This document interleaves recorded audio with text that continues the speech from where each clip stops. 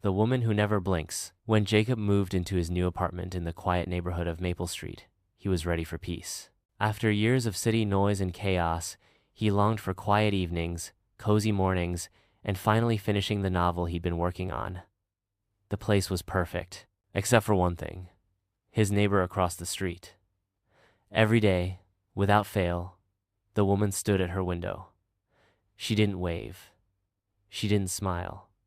She didn't even move much. She just stared directly at Jacob's apartment, and she never blinked. At first, Jacob laughed it off.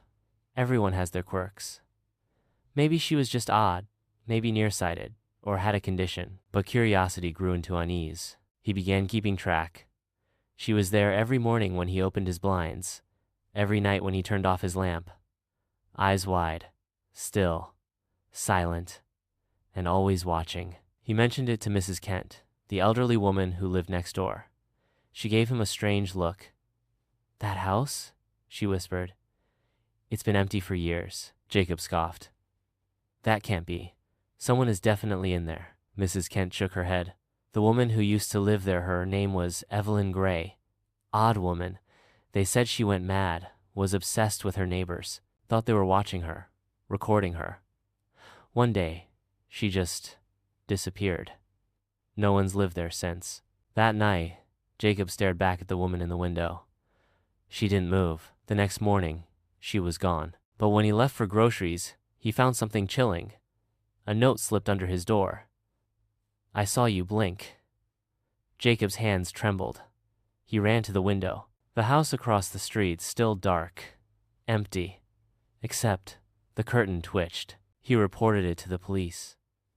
They searched the place. Dusty, abandoned, no sign of recent occupancy. Yet every night, she returned, eyes unblinking, watching. He set up a camera, timed her appearances, tried to catch her on video. The footage glitched every time her eyes met the lens. Static drowned the feed. His files corrupted. And then came the whispers from his vents, his mirror, the corner of his room. "I don't blink, so I see everything."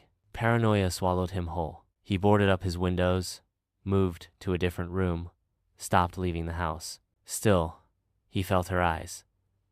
Every second. One morning, Jacob's apartment was found empty. No signs of struggle, just a message etched into the fogged-up mirror. Now he sees. And in the house across the street, the woman stood at the window again.